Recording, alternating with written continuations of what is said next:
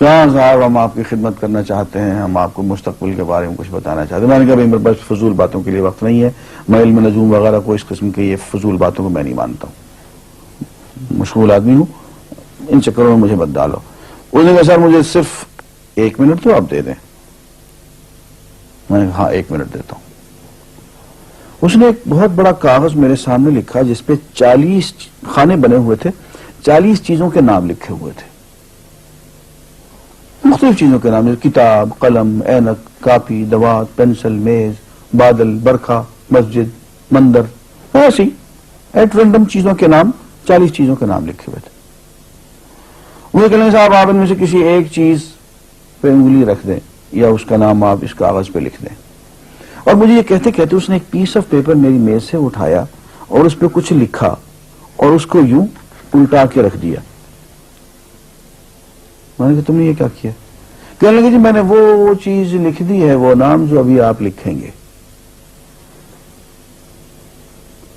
تو اب میں پریشان ہو گیا۔ تماشا کی بات ہے نا کہ جو چیز میں سوچ سوچ کے اپنے ارادے سے اپنی مرضی سے ابھی لکھوں گا، اس نے پہلے جو لکھ کے وہاں رکھ چھوڑ دیے میرے سامنے۔ اب میں سوچ میں پڑ گیا کہ یار وہ چیز لکھوں جو اس نے نہ لکھی ہو، کبھی میں اس کا ارادہ کروں کبھی اس کا ارادہ کروں، تنگ آ کے آخر میں نے کسی ایک چیز کو لکھ دیا، میری یہ ہے۔ اس نے جب وہ الٹایا تو وہ وہی چیز نکلی۔ اب پتہ نہیں یہ کیا چکر تھا اس کا، خدا ہی جانے۔ کوئی اس کا علم ہوگا، کوئی فن ہوگا، کوئی تک بازی ہوگی، تک بندی ہوگی کوئی۔ لیکن اس دن مجھے پتا چلا کہ یار اس کو جو کچھ میں نے لکھا ہے اپنے ارادے سے لکھا ہے، اپنی مرضی سے لکھا ہے، اس سے پابند ہو کے نہیں لکھا۔ کبھی اس پہ انگلی لگاتا تھا، کبھی اس پہ، کبھی اس پہ، آخر چن کے ایک لکھا میں نے۔ لیکن اس کمبخت کو پہلے سے پتا تھا کہ میں کیا لکھنے والا ہوں، اور اس نے پہلے سے وہاں لکھ کے رکھا ہوا تھا۔ میں نے کہا یار ایک محدود علم والا آدمی میرے آئندہ کے اعمال کو اپنے ہاں لکھ کے رکھ سکتا ہے، ہر چن کے وہ عمل میں اپنی مرضی سے کر رہا ہوں، اپنے ارادے سے کر رہا ہوں، کوئی مجبوری نہیں ہے اس میں،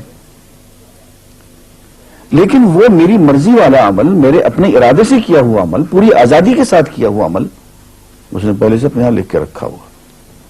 یار اگر یہ انسان کر سکتا ہے تو رحمان کیوں نہیں کر سکتا؟ اس نے میرے سارے اعمال جو میں آئندہ چل کے کرنے والا ہوں، وہ سارے کے سارے اعمال اس نے اپنے یہاں لکھ کے رکھے ہیں۔ اس کو انتظام کرنا ہے، میرے رزق کا انتظام بھی کرنا ہے، آگے میری زندگی، میری موت میں، میری قبر میں اکوموڈیشن کا پتہ نہیں کہاں کا میرے اس نے انتظامات کرنے ہیں۔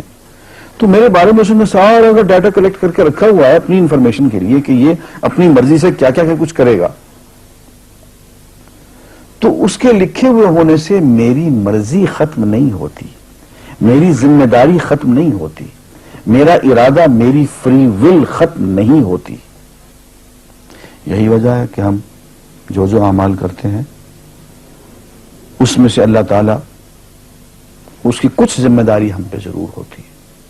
کچھ کام اللہ تعالیٰ کا ایک نظام ہے، اس میں شاید ہماری ذمہ داری نہ ہو، وہاں جبر ہو، لیکن کچھ اعمال ایسے ہیں جن میں خالصتاً ہمیں آزادی حاصل ہے، ہمیں اختیار حاصل ہے، ہم ان کے ذمہ دار ہیں، ہمیں ان پہ جزا ملے گی، ہمیں ان پہ سزا ملے گی، اللہ تعالیٰ بچائے۔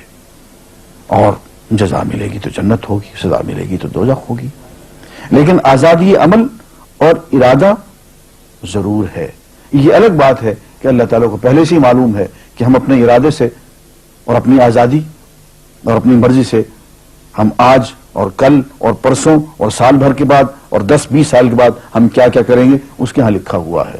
وَعِندَهُ عِلْمُ الْكِتَابِ، اس کے ہاں سب کچھ لکھا ہوا ہے، لیکن ہم جو کرتے ہیں اپنے ارادے سے کرتے ہیں اور اس کے ذمہ دار ہیں۔ وآخر دعوانا الحمدللہ رب العالمین۔